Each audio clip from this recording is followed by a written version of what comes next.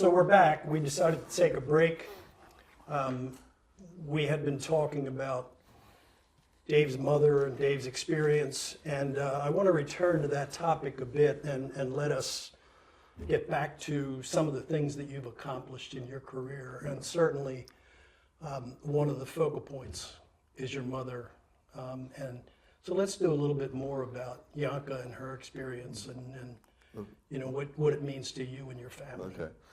Well, the one thing I did want to say about my mother, that, and the title of the book is Moments of Happiness, that she always tried to be a happy person and tried to make sure that my brother and I were happy, you know, trying to do things that kept us going and all that kind of stuff. But what I do feel in my heart about what happened to my mother is I still carry my mother's tears with me. Oh. So from time to time, especially when I relate the story in the book about the twins, I'll cry, you know. And of course, if anybody out there wants to go to Amazon and get the book, and we'll put the title on the screen. Just have a box of Kleenex there with you, because you'll cry for sure. Because it's a real story about somebody who told the story. If you were sitting around telling somebody a story about something that happened last week or last month, it's really fresh in your mind. Right. Well, that's what this letter is that my mother wrote. It's something that just happened to her. So it's really raw and truthful. It's not like somebody 10 or 15 years later decided to write a memoir about what happened to them, because then it gets written a little differently. It does, yeah. You know, so it's real, you know. And from a recipient standpoint, I not only got the book, Dave warned me, I got my box of tissues, and I cried a lot of tears too. Most families have no idea what went through the minds and the physical experience of people that had been, you know, put into concentration camps and forced to live a life that, you know, none of us could even imagine. So, so that firsthand experience that your family has is incredible to me. So, well, let's go back and revisit a couple things. So, Dave has written a book. He's done a documentary film. It's a short documentary film. He's done a number of documentary films, but the Yanka film is easy to consume, and it kind of gives you a flavor of what comes in the book and all that. And then his twin brother has also written a play. So whichever way you have the experience, I would recommend that you follow Dave's lead to the book, certainly, and go out and look at the film, because I think that's a freebie out on YouTube. And there's a short 15-minute documentary on YouTube. Yeah. And what happened with that was that when we found out about the letter, Oscar and I decided that we would do a feature-length documentary, and with the idea of going back to Romania and recreating some scenes and all this kind of stuff.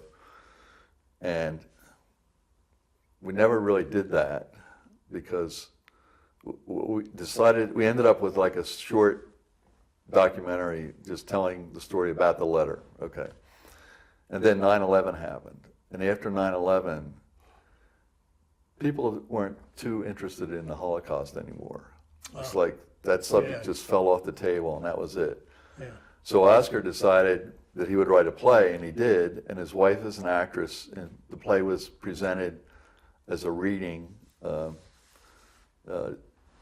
Janice would sit on a high chair with a music stand, and had the script there, and there was some pictures behind her on stage, and she would do a reading of the letter and of other stories about my mother, and they presented it that way all around the country at different universities and colleges and synagogues, and they got paid a little bit for travel, and the money went to the Fresno Arts Council that they collected for their traveling, and then what happened was that Janice had a kind of like a brain. It was, I forget what it's called now. She had brain surgery, and she wasn't sure if she could commit something like this to memory, right? And then after a while, they've been doing this for maybe 7, 8 years, 9 years. She has a friend in New York who was a producer, and she talked Jan into coming to New York for a month and work with this director and to commit to play to memory, which she did, and then it was performed off Broadway for a month, and the June Havoc Theater in New York. Oh yeah, I've been there. And it's it was quite an experience. So the story of finding a letter, writing a book, starting to do a documentary, which we didn't finish because of 9/11, and then actually Oscar actually doing a play, and then Janet performing it for real, and then she performed it in Fresno, in LA. It wasn't just in New York, she took it on the road to a few places. And then COVID hit. And they decided that during COVID, they could actually shoot a film. And they had a couple of production people in Fresno. They had a crew of about 3 people, my brother and Jan, and they shot it in his house. And it was a one-woman show on film. And they shot a film, you know, and it's been in a couple of film festivals. It's won maybe an award or 2, I think. It's on. And what's the title, Dave? It's Yanka is the title. Just of the, Yanka. Yeah. It's on Vimeo, and we'll have the link on the screen for that. Yeah, good. And there's a little fee, $6 or $8 to watch it. It's not very much, but it's kind of interesting. It's a book, it's a play, and it's a film. Yeah. It's Oh, your mother everything. would be proud. I know. Yeah, I'm sure she would. Yeah. Yeah. I mean, you and I have talked about this before, and you've mentioned a number of times that she wanted you and Oscar to be happy.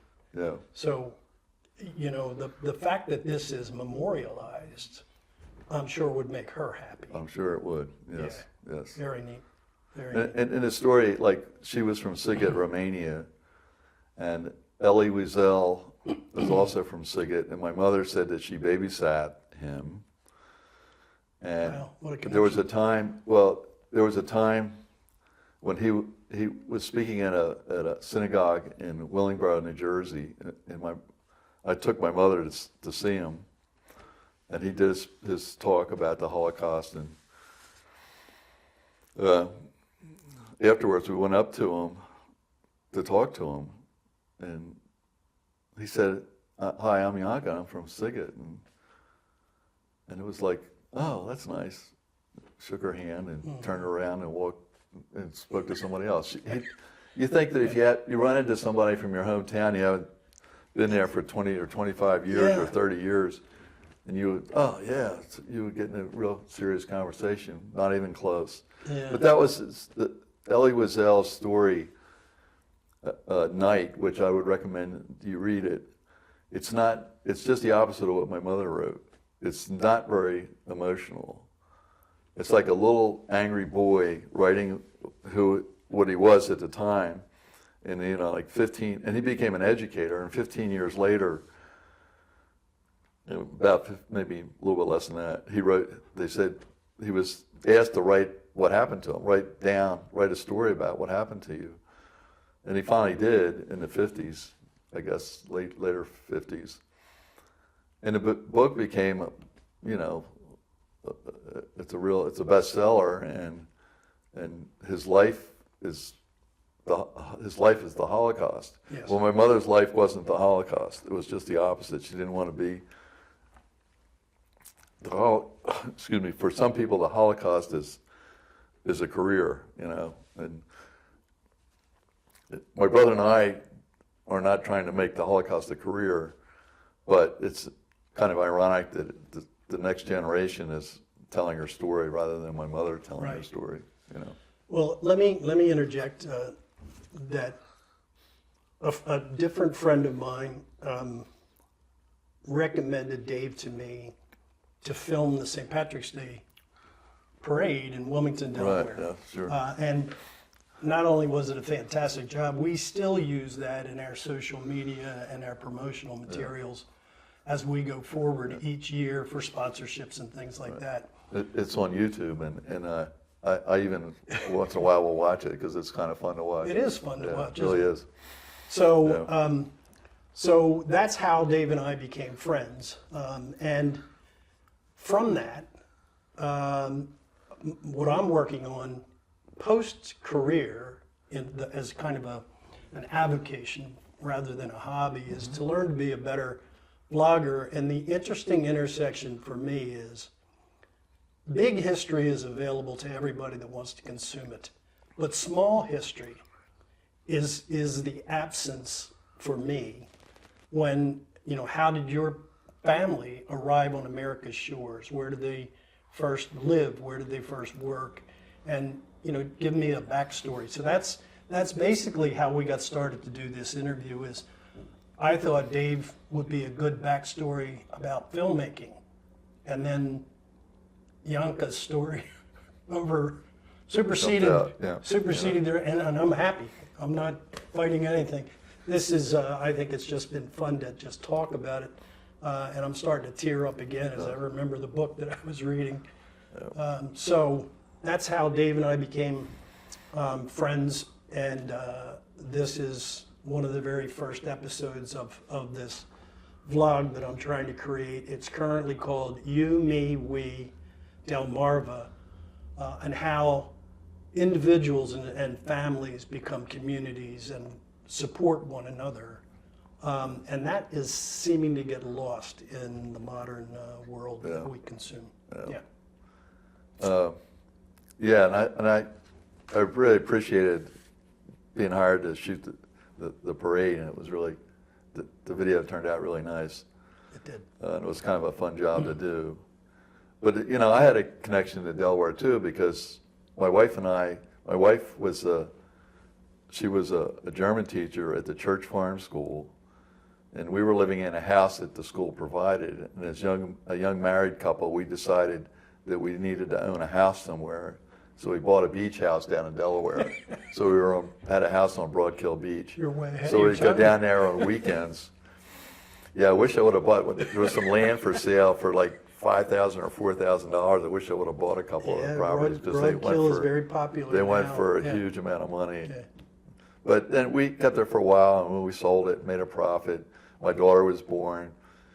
Some of that money went into her college fund, which paid for her college. Yeah, You sure. know, Yeah, my wife and I did the same thing, and so I wish we still owned the properties we did, but we don't. Yeah. So life goes to the next yeah, stage. That's all. exactly. Yeah.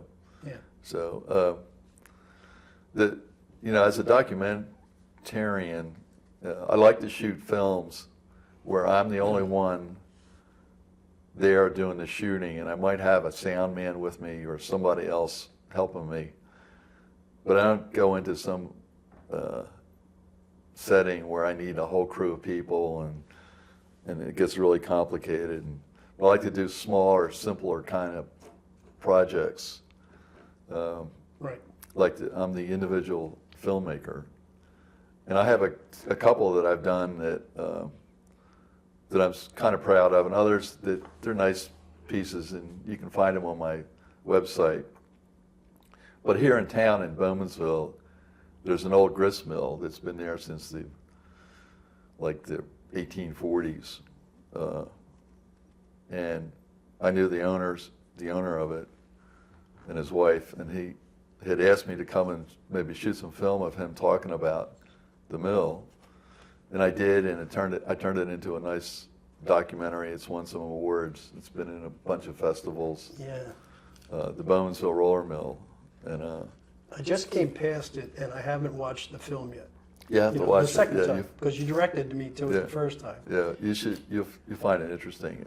Yeah. And then, of course, another Wilmington connection, and a friend that I have down there asked me to produce a documentary about the DuPont company and the powder mills on the brandy wine. Yeah.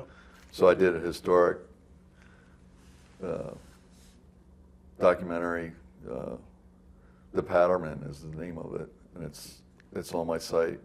Yeah, It's I kind of highly interesting. recommend that one. Yeah, it's kind of interesting. If you, I guess most people down in Delaware may know the DuPont story, but really it's a pretty amazing story that goes back to really to 1800. I mean, way back when the DuPont came over from France after the revolution. They fled France because the rich people were being thrown in jail, you know, and or face the guillotine. Yeah. faced the guillotine. So they came to the U.S. and the one DuPont brought the formula for gunpowder. Yes, he did. Which you know, the gunpowder From, was the kind of gunpowder we had was just like something that would just go, you know, or something. Yeah. But he knew what the ingredient was and that you needed to have. Yeah. And that was an important thing. Not only about guns, gunpowder to make bullets and shoot and kill people, but the gunpowder was used to forge the young country west to blow up, you know, the size of mountains so you can run a road somewhere, or, you know, that kind of stuff for construction. And that's, and the DuPont history is kind of interesting, really. Yeah, I don't mean to hijack the story, because I'm just going to make a comment and then return to your story. Is the DuPonts landed in Delaware in 1800, 1799, 1800, whatever the exact time was. My family started arriving about 1840. Right. So the earliest ones that arrived here from Ireland were either their lands were taken away, like what happened to many different individuals. So my history are the actual powder men. Right. So from the earliest times, because they originally hired French. That was the other side story there. Yeah, right. Yeah. And then the French were like, we don't like this work. Yeah, it's too dangerous. We're going back home. Right. So Something like the that, Irish were willing to take the risks because they were relatively high paid. Yeah. So that's. And they were well taken care of. They were, yeah. Throughout the ages, the DuPont company did a terrific job in taking care of even widows. So that's a different story, but that's how the Powdermen I probably watch every 3 months. Okay. Yeah. Yeah. Yeah, good. But So I want to make sure we covered Yanka completely. Did we talk about the thread of the letter through the book? I'm not sure we did in the first segment, and I wanted to make sure that was understood by. well, the way I presented the letter in the book is that, I mean, I did publish the letter by itself, and it's you know, if you just want to read the letter, you can buy the book. It's just the letter. But the book that I really wrote, I tell stories about my mother in between certain parts of the letter, so that you can read the letter, and then, and the reason I did that is that, like you can ask yourself, who is this woman? Where did she end up? How was her life after the Holocaust? Well, you learn that by reading the way I presented the letter. And so you read 2 or 3 pages of the letter, and then you read, you know, where she ended up living in New Jersey, and where the letter, where she ended up working, and where she had her kids, and, you know. Yeah. So it's broken up, so it's not just one letter that you're reading. Very easy. You learn about who she is, and it's, to me, it was kind of an interesting way to present her story, because her story is more than a letter, and that's why it's called Her Holocaust Letter and More. So the more is about her life in America. Right. And tell me one more time how she met your father. when she was liberated, they were in Dachau, and at the time, they had come from the work camp they were in. They were loaded onto a train. Well, they were taken to Dachau, and then from there, they were loaded on a train, and the train was going out into the forest somewhere, and they were going to dump the people out of the train and kill them, get rid of them right there. And at that time, the American soldiers showed up, and they were liberated. Wow. And they never made it to this, wherever they were going. So they got off the train, and the American soldiers, and everybody was happy. They were crying tears of joy and all that kind of stuff. Of course. And what a spectacular yeah. moment in history. And she said something like, I wouldn't know I've been liberated if I had a loaf of bread. And some GI picked up a knapsack that was laying on the side that some German had over his shoulder because they shot and killed the Germans. And she threw it to my mother, and she opened it up, and there was a loaf of bread inside the knapsack. So she knew she was It's like free. manna from heaven. Yeah, something like that, yeah. Wow. But it's kind of interesting. Yeah. Cool. So, Well, let's transition to using that as a background. Let's transition to your current work, how you're continuing your work as we go down. I know you have photography. I know you do videography, documentaries, and Right. that you've got great experience. And I think we talked about that in the first segment. But I was fortunate enough to accompany you on a recent shoot about covered bridges, and let's transition to Right, some so- of the newer works. yes, well, the one book, it's a tabletop photo book, coffee table book of the covered bridges of Lancaster County. And there's like 28 of them in Lancaster County. And in Lancaster County in Pennsylvania there's one more other county in the country, it's in Ohio, that has more covered bridges. And Phil called me up one day and we were talking, he said, would you come down to Delaware and photograph the covered bridges in Delaware? And I'm thinking, oh my, it took me like a month to photograph these. Like every week I would go out and do 2 or 3 or 4, And I'm thinking, oh, there's only 3 covered bridges in Delaware? That should be okay. And they're all within a mile of each other. Okay, I can do that. Pretty close. Yeah, So that's right. I went down and we met and we went out and photographed the 3 covered bridges. And I made a poster and 3 still images of each bridge, a photo of each bridge and a poster. Yeah. And my approach to photography is that I will put a photo on my website, but I'll put a title underneath the photo of what it is. And it's not just a photograph by itself. Like you can look at, like we got photos all over here that people, or paintings, and where was that taken, or who's in that picture, that kind of stuff. Right. Well, I identify where it is. It's sort of like a picture is worth 1,000 words, but if you write a couple extra words underneath the picture, it's worth even more, because then the person, you've answered the question, where was that taken, or who. Like the one picture I have, I was driving down Route 23, and I look over and there's an old combine sitting there. Like it was, you see a junk car on the side of the road. This is a combine, which is like a $150,000 machine or more, right? It's a New Holland. Wow. That's the brand, right? So I took a picture of it, and the final picture underneath of it, it says Old New Holland, which I think is kind of funny. That is. But yeah, that's like some irony big there. irony and being a little clever and stuff. So I think that's my approach to photography.